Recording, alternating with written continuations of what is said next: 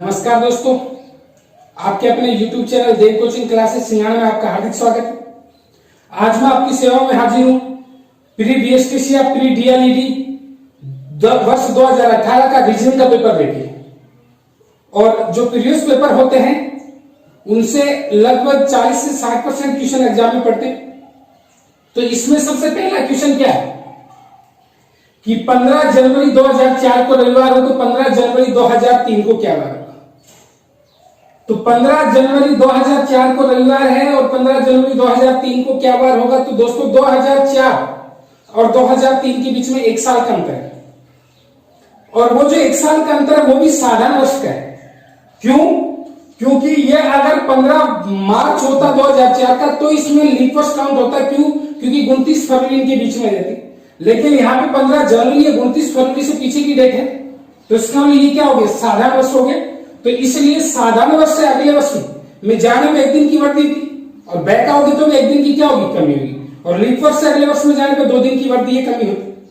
तो मैंने क्या बताया था आप लोगों को कि लीप वर्ष में 366 दिन होते, साधारण वर्ष में 365 दिन होते। तो 365 में 7 का भाग दें, शेष क्या बचेगा? 1। और 366 में 7 का भाग देंगे, शेष बचेगा 2। तो यहाँ पे शेष 1 बचेगा।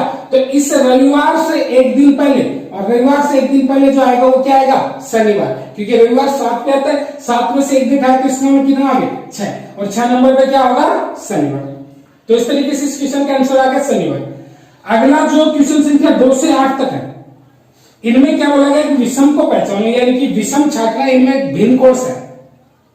तो दोस्तों इसमें क्या है? पहला तोता, दूसरा कोयल, तीसरा गिद्ध और चौथा क्या है? हंस। तो पहला तोता, दूसरा कोयल, तीसरा गिद्ध और चौथा क्या है? हंस। तो दोस्तों यहाँ पे जो है ये क्या आ जाएगा? हंस आ जाएगा। क्योंकि ये सब क्या है? मेरे कहने का मतलब ये नभचर है और ये क्या? उभयचर है, यानी कि पानी में भी तैर सकता है।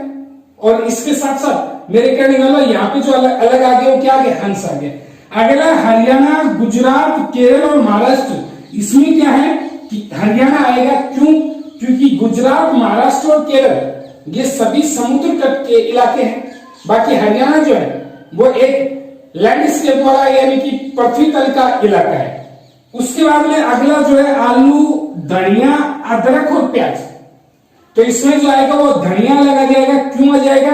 क्योंकि आलू, अदरक और प्याज ये सब जमीन के नीचे उगते हैं और जबकि धनिया जो है वो ऊपर लगता है। यानी कि मेरे कहने का ये स्तंभ करना, ये जमीन में उगते हैं, परकंद वाले जीव हैं, ये सॉरी परकंद वाली सब्जी है। यानी कि आलू, अदरक और प्याज ये सारे जमीन में उगते हैं, धनिया क्या लगता है? ऊपर लगता है। इसके बाद में आगे अगर अपन बात करते हैं क्वेश्चन संख्या 5 में, तो 140, 45, 110, 33, 130 और 80, 25। तो इसमें जो है ये अगर 45 को 3 से गुणा किया तो 135 हो गया। 135 प्लस 5 कितना हो गया? 140। यानी कि इसको 3 से मल्टीप्लाई किया और प्लस कितना कर दिया? 5। तो ये आ गया। फिर इसको 3 से मल्टीप्लाई किया, प्लस 5 कर दिया, ये आ गया। इसको 3 से मल्टीप्लाई किया और प्लस 5 करते हैं तो 30 के कितना हो गया? 90 हो गया। 90 5 क्या होता है? 95 होता है। और इसको 25 के 75 और 3 कितना हो गया? 80। तो इसका मतलब यहाँ पे जो अपना आंसर आएगा वो क्या आएगा? 130 आएगा। क्यों? क्योंकि जब दूसरे को 3 से गुणा करके 5 जोड़ देते हैं तो पहला आ जाता है। 45 थी 135 प्लस 5 140, 35 थी 105 प्लस 5 110, 25 थी 75 प्लस 5 क्या हो गया? 80। तो इस तरीके से हो गया। अगला है 133 98, 150 115, 182 140, 188 और 153। तो दोस्तों 133 और 98 के बीच में डिफरेंस देखते हैं तो वो कितने का आता है? 35 का। 133 में से 98 घटाया 35 है। इसी तरीके से 150 में से 115 घटाया वो भी कितना है? 35 है। इसी तरीके से 188 में से 153 घटाया वो भी कितना है? 35 है। इसी तरीके से 182 में से 140 घटाएंगे तो 42 आएगा। तो यहाँ पे जो अलग हो गया वो क्या हो गया? 182 140। क्यों? क्योंकि सब में डिफरेंस 35 का, इसमें जो अंतर है वो कितने का है? 42 का। फिर अगला जो देखते हैं 12 96 13 117 15 120 और 16 128। तो देखो 12 अंक क्या हो गया? 96 हो गया। फिर 15 अंक 120 हो गया, 16 अंक 128 हो गया। लेकिन 13 अंक 117 नहीं होता। तो मेरे कहने का मतलब यहाँ पे जो अलग आ गया वो क्या हो गया? 13 128। 17। मेरे कहने का मतलब हर चीज जो भी दिया गया, पिछले को 8 से गुणा करते अगला आता है, पिछले को 8 से गुणा करते अगला आता है, लेकिन इसमें पिछले को 8 से गुणा करते तो अगला नहीं आता है। फिर इससे अगला क्वेश्चन जो देखते 15 46 12 37 9 28 और 8 33।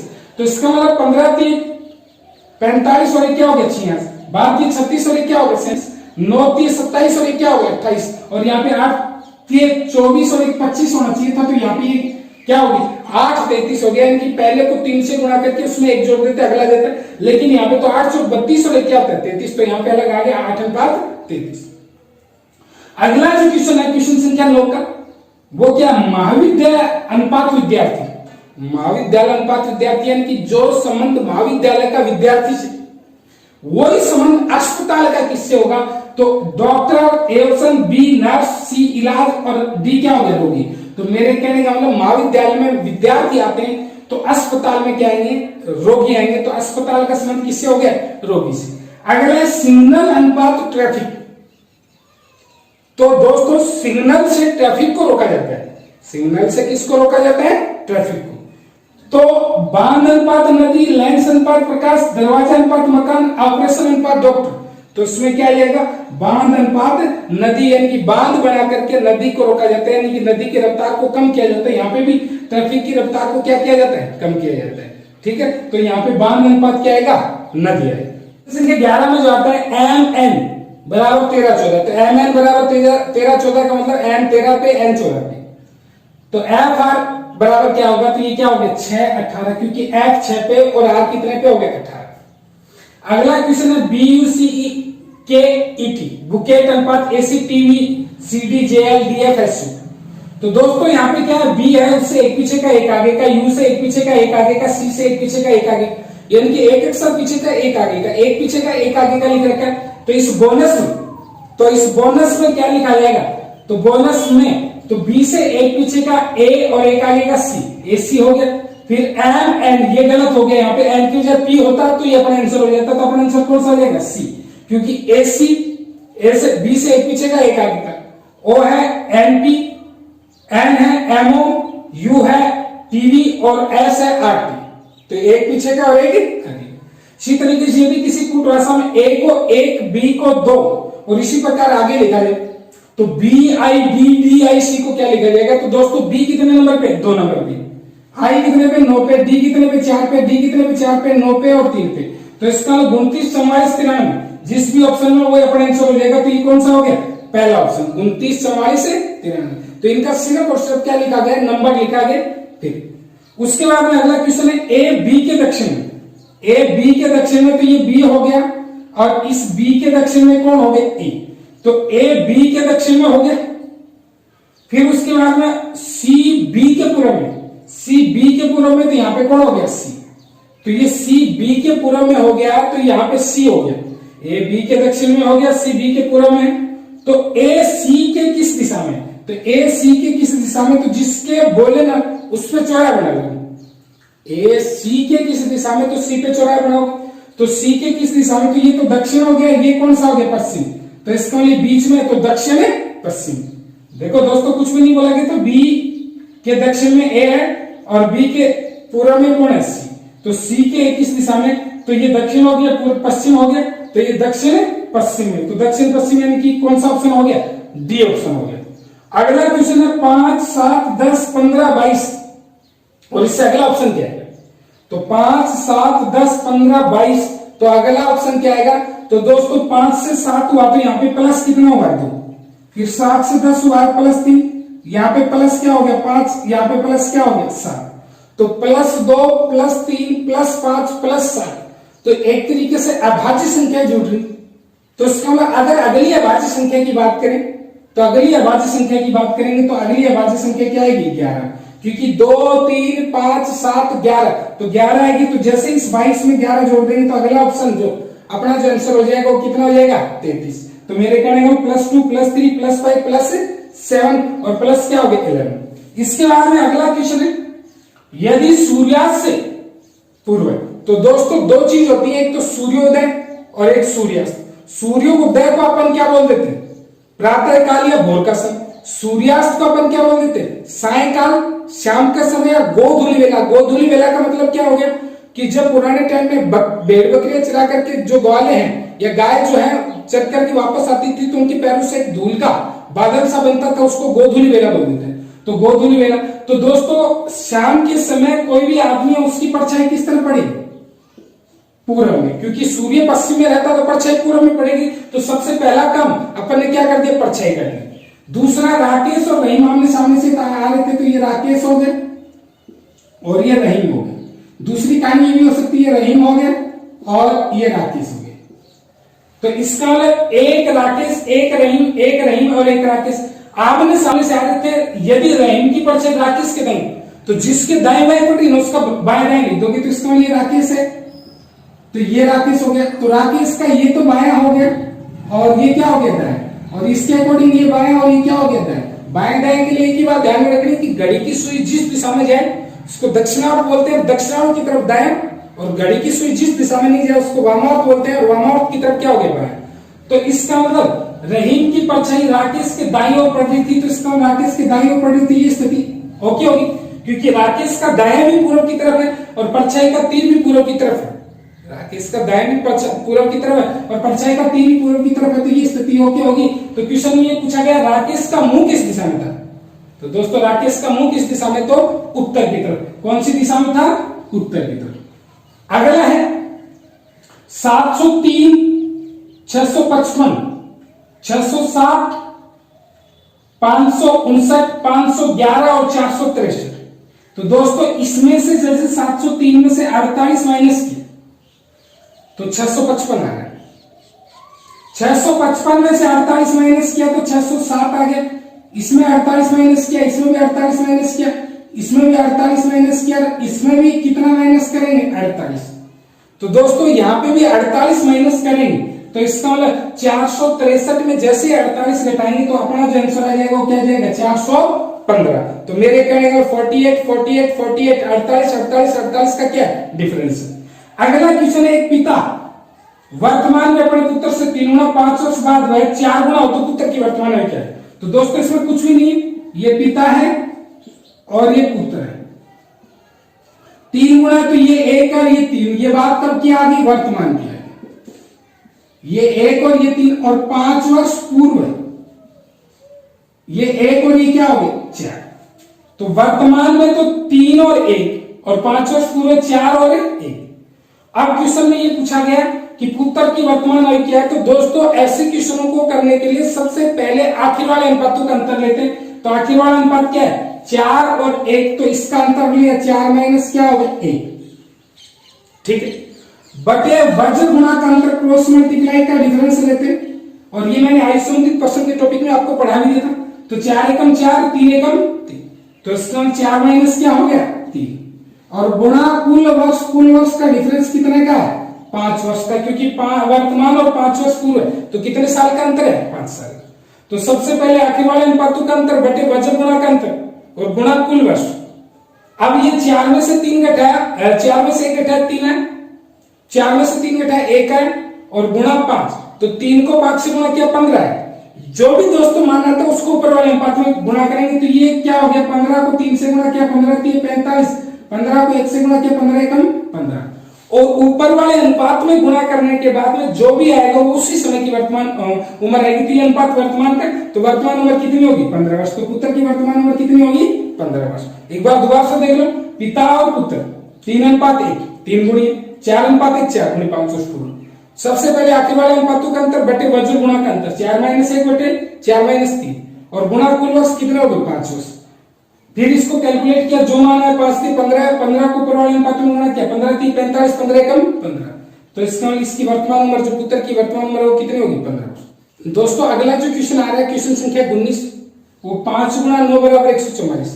तो दोस्तों 5 और 9 कितना हो गया? 14, और 5 और 9 का अंतर क्या हो गया? 4, तो 14 और 4 144 हो गया।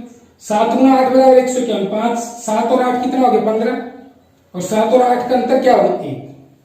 4 गुणा 6 102 और 2, तो मेरे कहने वाले पहला अक्षर पहला जो संख्या दी है वो जोड़ के, दूसरी क्या है? अंतर की। तो यहाँ पे 2 और 5 का जोड़ कितना हो गया? 7, और 2 और 5 का अंतर क्या हो गया? 3। तो इस तरीके से अपना जो आंसर हो जाएगा वो कितना हो जाएगा? 73। अगला क्वेश्चन है, एक दिन में कितनी बार घड़ी के दोनों हाथ 90 डिग्री में होते हैं? तो घड़ी की दोनों सुइयां 90 डिग्री की स्थिति में एक दिन में कितनी बार होंगी? तो दोस्तों 12 घंटे में 0 डिग्री आच्छादन, अतिव्यापन, ओवरलैपिंग की स्थिति होती है 11 बार। 12 घंटे में 90 डिग्री परस्पर लंबवत और समकोण की स्थिति होती है 22 बार। और 12 घंटे में 180 डिग्री सरल रेखा और परस्पर विपरीत की स्थिति होती है वो 11 बार होती है। तो मेरे कहने का मतलब यहाँ पे 12 घंटे की बात नहीं, एक दिन की बात है, यानी 24 आवर्स, 24 घंटे। तो 24 घंटे में कितनी बार होगी? 12 घंटे में 22 बार, तो 24 घंटे में कितनी बार होगी? 44 बार। क्वेश्चन संख्या 21 से 24 तक ये वेनारिक दिया गया है। इस वेनारिक में पी वाला जो पार्ट है वो टेनिस खिलाड़ियों को दर्शा रहा है, आर वाला पार्ट है वॉलीबॉल को दर्शा रहा है, क्यू वाला जो पार्ट है वो बैडमिंटन खिलाड़ियों को दर्शा रहा है।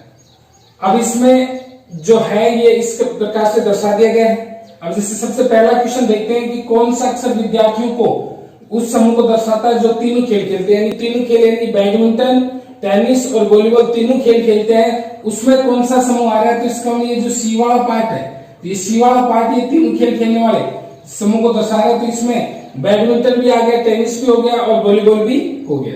उसके बाद में अगला जो है कौन सा अक्षर विद्यार्थियों के उस समूह को दर्शाता है जो टेनिस और वॉलीबॉल दोनों खेलते परंतु बैडमिंटन नहीं खेलते, यानी टेनिस भी खेलते, वॉलीबॉल भी खेलते, लेकिन क्या नहीं खेलते? बैडमिंटन नहीं खेलते।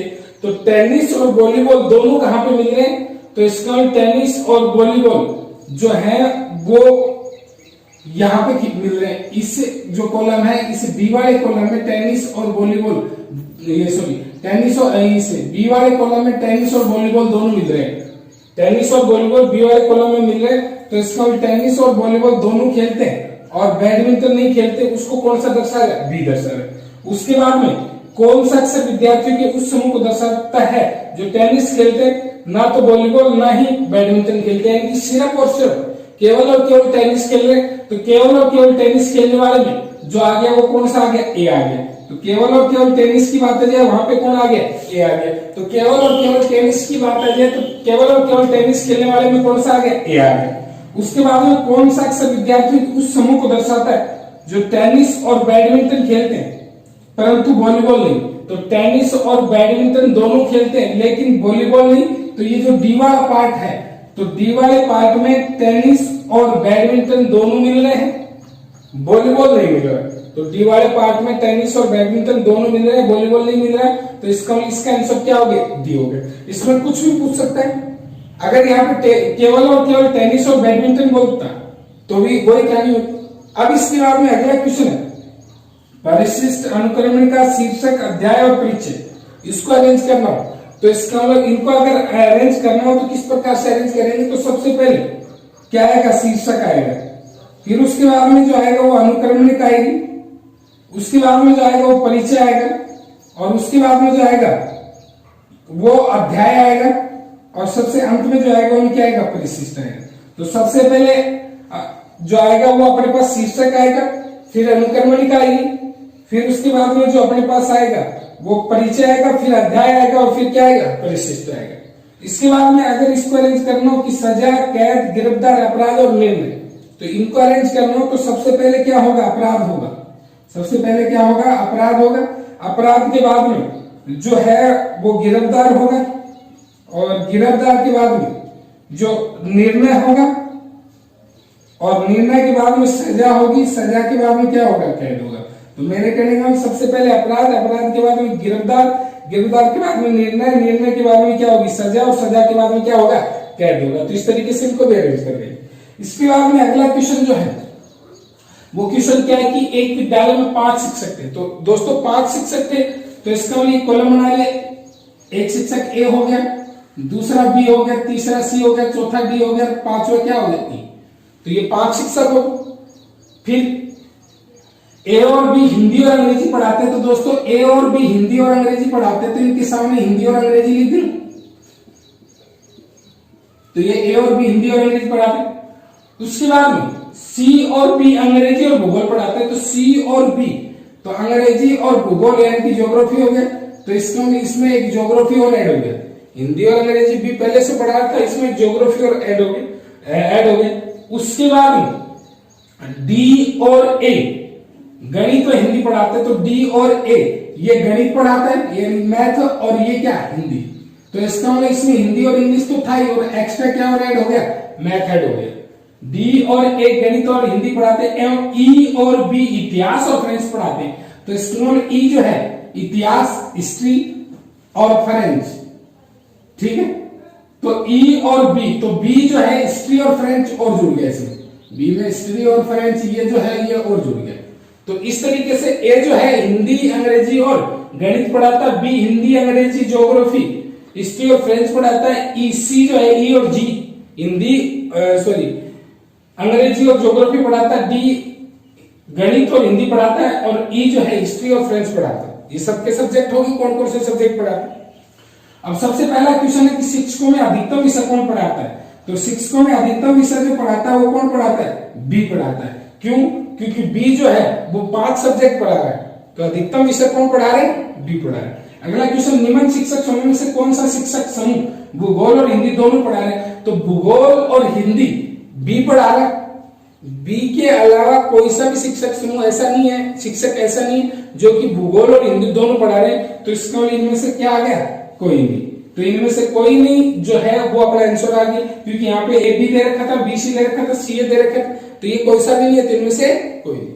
अगला 2 से अधिक शिक्षक कौन सा विषय पढ़ा रहे हैं, ठीक। तो इसका मतलब 2 से अधिक शिक्षक कौन सा विषय पढ़ाते हैं। तो अंग्रेजी की बात करें, तो अंग्रेजी की बात करें तो इसका मतलब यहाँ पे अगर आप लोग देख रहे हो तो अंग्रेजी की बात करें तो इसका 1, 2 और 3 शिक्षक पढ़ा रहे हैं, ठीक है। लेकिन अंग्रेजी यहाँ पे ऑप्शन में नहीं है। फिर दूसरा अगर अपन देखें तो हिंदी देखें तो 1, 2 और 3 शिक्षक हिंदी पढ़ा तो अपना आंसर क्या हो जाएगा, हिंदी हो जाएगा। अगर यहाँ पे अंग्रेजी होता तो अंग्रेजी होता। फिर उसके बाद में अगला क्वेश्चन है, 5 मकान ए से ई किसी पंक्ति में है, ए के दाएं बी है। तो दोस्तों ए के दाएं बी है, तो ए के दाएं बी है तो ये ए लिख दिया, इसके दाएं बी है, ठीक है। तो इसके दाएं बी हो गया, ठीक है। ए सॉरी क्वेश्चन में क्या बोलेंगे, ए बी के दाएं, तो इसका मतलब ये बी है, इसके दाएं कौन है, ए।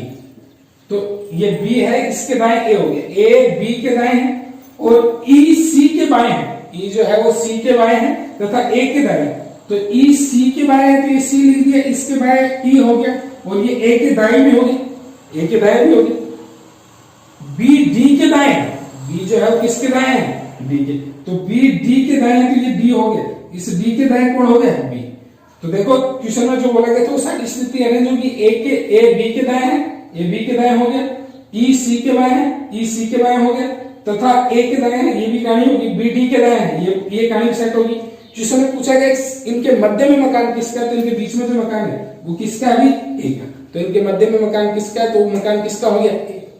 इसमें आगे जो क्वेश्चन संख्या 31 आता है कथन निष्कर्ष का क्वेश्चन है, और क्वेश्चन संख्या 31 से 34 तक चारों के चारों क्वेश्चन कथन निष्कर्ष के। इनके विकल्प जो है वो पहला ऑप्शन है कथन निष्कर्ष 1 सही, दूसरा ऑप्शन है निष्कर्ष 2 सही, और तीसरा ऑप्शन है निष्कर्ष 1 व 2 दोनों सही, और चौथा ऑप्शन है निष्कर्ष 1 व 2 दोनों गलत। तो इस तरीके से 4 इनके विकल्प है। तो सबसे पहली बात है सभी पंखे घड़ियां, तो इसको मैं वेनारिक से समझाऊंगा। तो सभी पंखे घड़ियां, तो ये पंखा हो गया, और पंखे के बाद किसका कॉलम आ गया, घड़ी का, ठीक है। और कुछ घड़ियां काली है, तो कुछ घड़ियां काली है, तो इसका काली का कॉलम इस घड़ी से थोड़ा सा होगा, और वो थोड़ा सा होगा तो पंखे तक जाएगा। मैं आपको कथन निष्कर्ष का टॉपिक पढ़ाऊंगा तो बताऊंगा कि भी मेरे कहने का मतलब पहले के भाग दूसरा हो तो स्थिति सभी की, जैसे सभी पंखे घड़ियां, तो पंखे के भाग घड़ी का कॉलम हो गया तो स्थिति किसकी होगी, सभी की होगी। और कुछ में जो है वो थोड़ा सा क्या होता है, संबंध होता है। अब ये वैनारिक बना दिया, तो सभी घड़ियां पंखे, तो सभी घड़ियां पंखे, तो मैंने क्या बताया, सभी की स्थिति में क्या होता है, पहले के बाद दूसरा होना चाहिए, और पहले के बाद दूसरा नहीं है तो सभी की स्थिति नहीं, वहां पे किसकी स्थिति होगी, कुछ की होगी। तो इसका मतलब सभी घड़ियां पंखे हैं, ये बात क्या होगी, गलत होगी।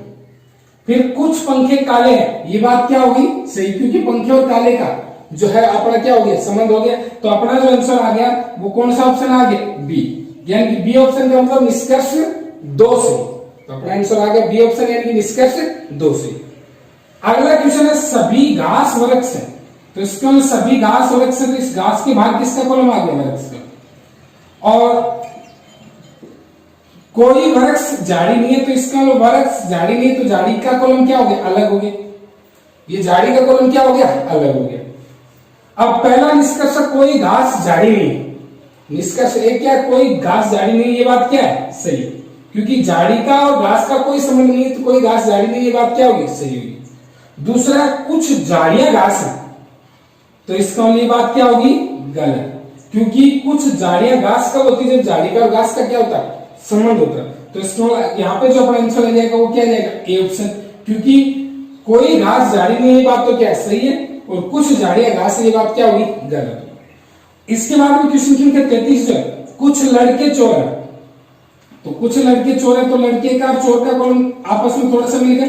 मैंने क्या बताया था, कुछ की स्थिति में थोड़ा थोड़ा मिले, तो कुछ लड़के चोर हो गए और कुछ लड़के विद्यार्थी, तो इसका कुछ लड़के विद्यार्थी, तो इसका ये लड़के क्या होंगे, विद्यार्थी।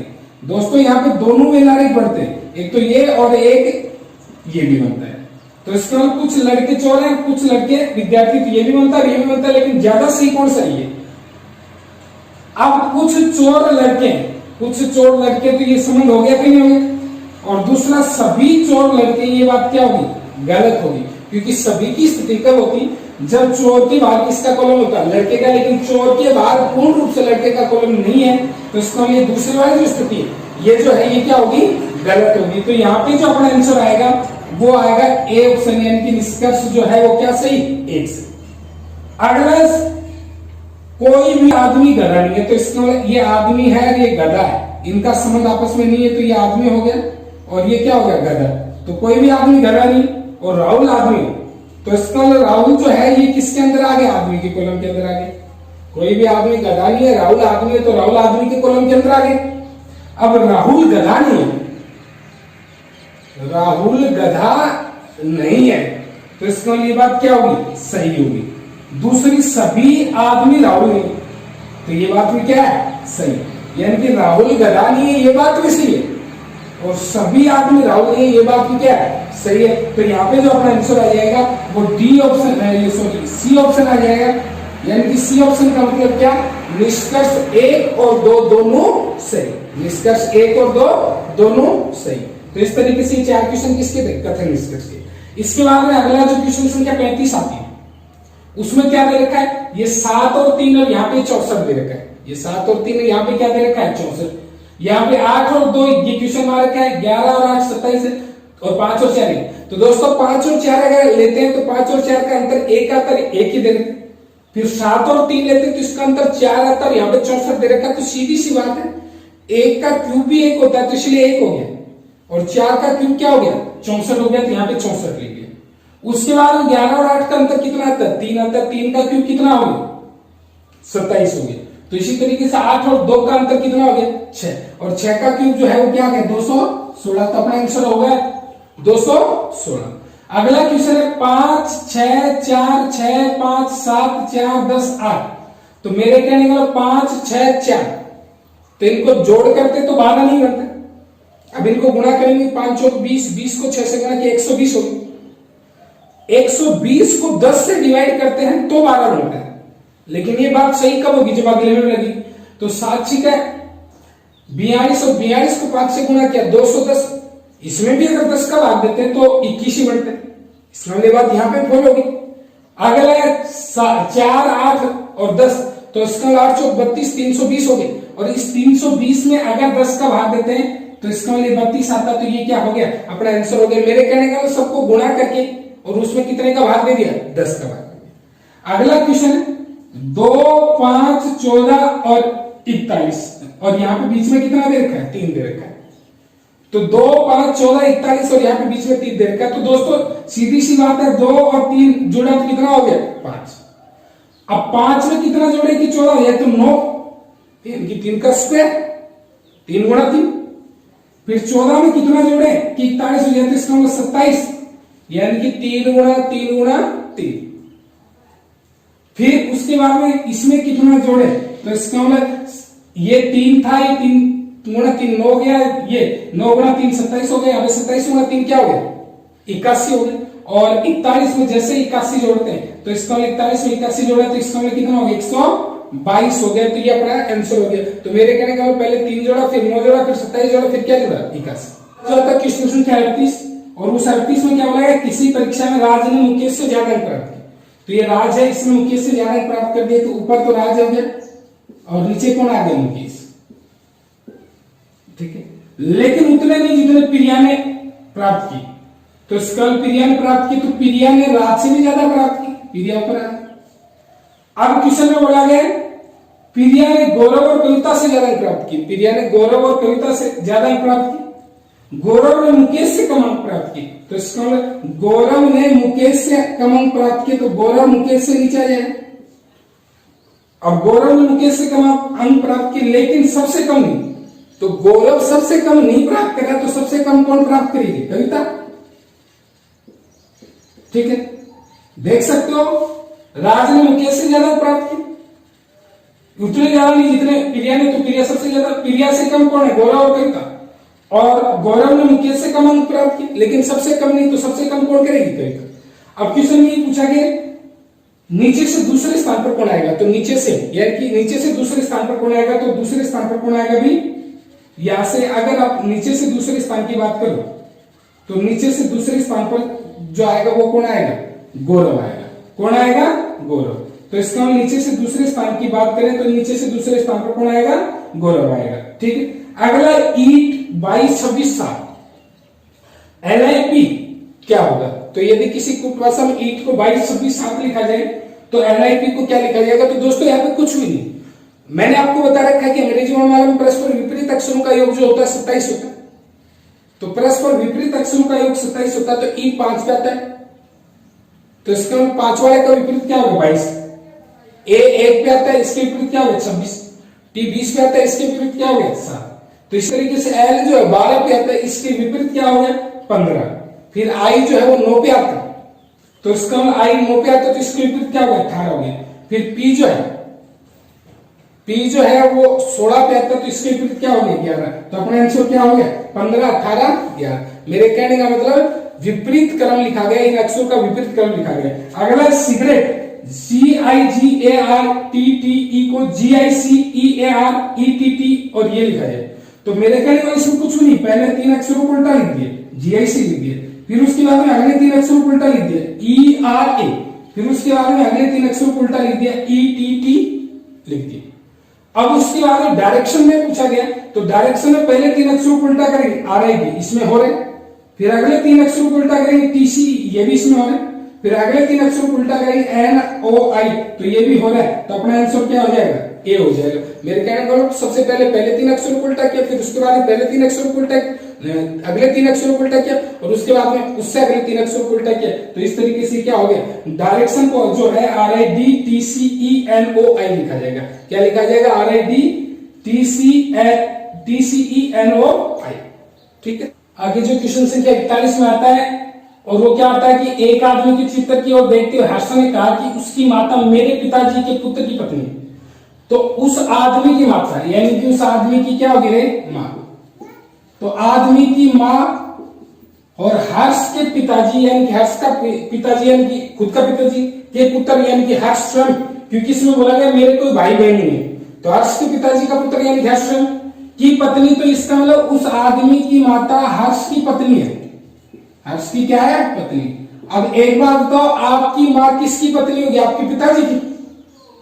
तो आपके पिताजी की होगी तो हर्ष उस आदमी का पिताजी हो गया। हर्ष की उस आदमी की माँ हर्ष की पत्नी है, तो इसका वो आदमी उसका क्या हो गया, पुत्र हो गया। तो क्वेश्चन में ये बोला गया हर्ष किसके चित्र को देख रहा है, तो इसका ए ऑप्शन आ जाएगा, यानी कि अपने पुत्र के को। अगला क्वेश्चन है, किसी वस्तु को 110 में बेचने में 12% की हानि होती तो 8% लाभ कमाना है, तो इसे कितने में बेचना होगा। तो दोस्तों अपने को 8% लाभ कमाना है, तो इसका जो भी लेना वो ऊपर 8% लाभ कमाना है, तो 108 गुणा अपने को लगे 110 में बेचने पर 12% की हानि होती तो बटे क्या होगा, 88। 8% का लाभ कमाना तो 108 को ऊपर लिख दिए, 110 में बेचने पर 12% की हानि होती तो बटे क्या लिख दिया, 88।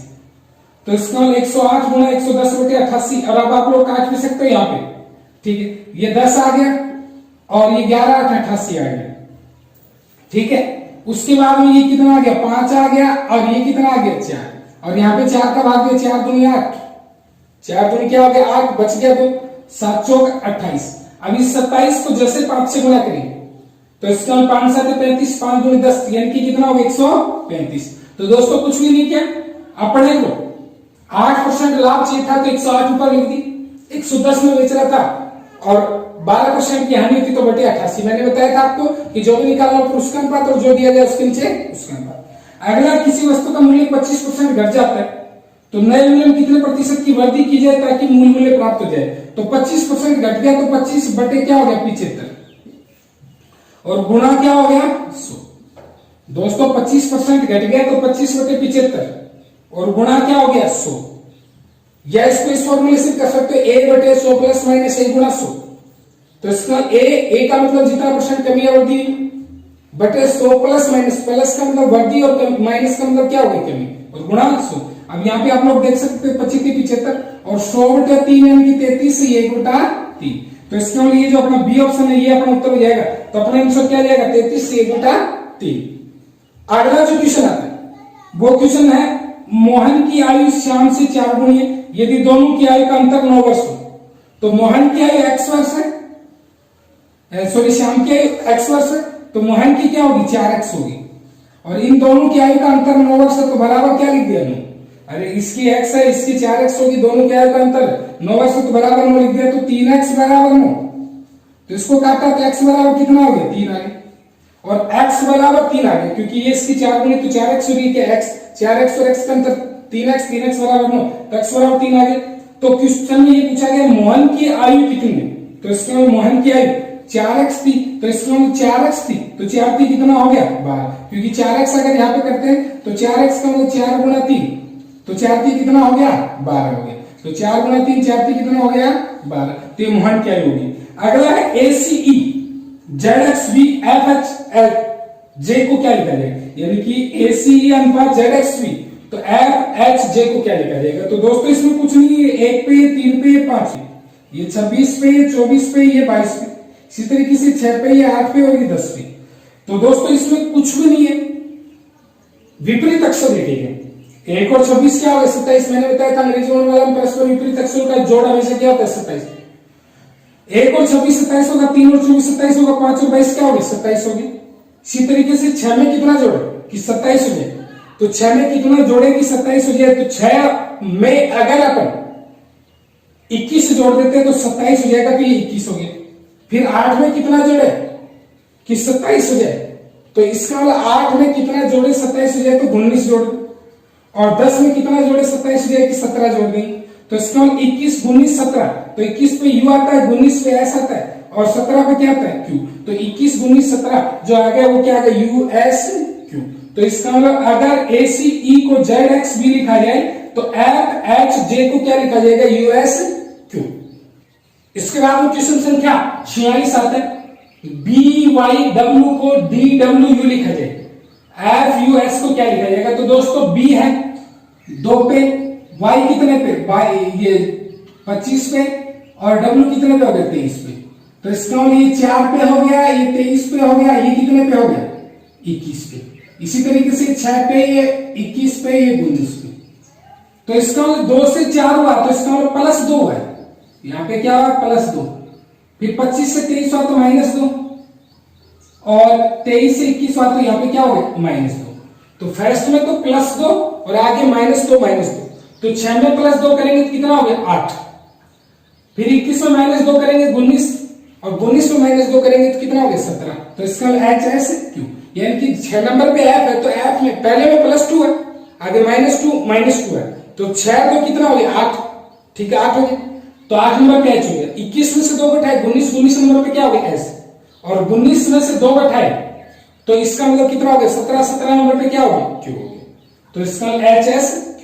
अगला क्वेश्चन है कि MORE मोर को NNSD लिखा जाए तो क्रा CRAW को क्या लिखा जाएगा। तो कोई दिक्कत नहीं दोस्तों, नंबर लिखेंगे 13 15 18 5, यहाँ पे 14 19 और 4, यहाँ पे 3 18 1 और 23, यानी कि जो अक्षर जिस नंबर पे था वो नंबर हो गया। अब 13 से 14 हुआ प्लस 1, 15 से 14 हुआ माइनस 1, 18 से 19 हुआ प्लस 1 और ये माइनस 1। एक बार प्लस 1, एक बार माइनस 1, एक बार प्लस 1 और एक बार माइनस 1, यानी कि प्लस 1 माइनस 1 प्लस 1 माइनस 1 चल रहा। तो यहां पे भी प्लस 1, तो 3 में प्लस 1 करेंगे तो कितना हो गया 4, ठीक है। फिर माइनस 1 17, फिर प्लस 1 जो है वो 2 हो गया, ठीक है। और फिर माइनस 1 क्या हो गया, सॉरी इसमें बी आना चाहिए था, तो इसका मतलब यहाँ पे जो भी अपना आंसर हो गया वो क्या हो गया, ए ऑप्शन हो गया। क्यों, क्योंकि यहाँ पे जो है आप लोगों ने एक बार प्लस 1 किया, 3 में प्लस 1 किया 4, तो 4 नंबर पे डी हो गई। फिर माइनस 1 किया 17 नंबर पे किया हो गया क्यू हो गया। फिर प्लस 1 किया बी हो गया। फिर माइनस 1 किया 22 नंबर पे वी हो गया। तो इसका plus 1 minus 1 plus 1 minus 1 plus 1 minus 1 एकांतर क्रम में चल रहा है। अगला क्वेश्चन है, मंकी को X D J M N L लिखा जाए तो टाइगर को क्या लिखा जाएगा, तो वही नंबर लिखना है। ये 13 पे, ये 15 पे, ये 14 पे, ये 11 पे, ये 5 पे, ये 25 पे, इसी तरीके से ये 24 पे, ये 4 पे, ये 10 पे, ये 13 पे, ये 14 पे, ये 12 पे, इसी तरीके से 20 पे, 9 पे, 7 पे, 5 पे, 18 पे।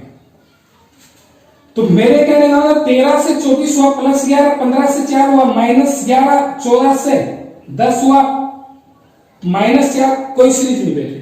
अब मैंने आपको कोडिंग डिकोडिंग का टॉपिक पढ़ाया था, उस टाइम मैंने बताया था कि कोई जरूरी नहीं फर्स्ट से फर्स्ट बने, लास्ट से भी फर्स्ट बन सकते हैं, लास्ट से भी पहला बन सकता है। तो इसका मतलब ये 25 से क्या हो गया 24, ये 5 से क्या हो गया 4, ये 11 से क्या हो गया 10, ये 14 से क्या हो गया 13, ये 15 से क्या हो गया 14 और ये 13 से क्या हो गया 12। तो यानी कि हर एक में क्या हुआ, माइनस 1 हुआ। हर एक में कितना माइनस हुआ है, minus 1 minus 1 minus 1 minus 1 minus 1 minus 1 हुआ। तो हर एक में माइनस 1 हुआ, तो इसमें भी आगे वाले से माइनस 1 करेंगे, तो इसका 18 में माइनस 1 करेंगे कितना हो गया 17। फिर उसके बाद में 5 में माइनस 1 करेंगे 4, उसके बाद में 6 में माइनस 7 में माइनस 1 करेंगे 6, ये 8 और ये 19।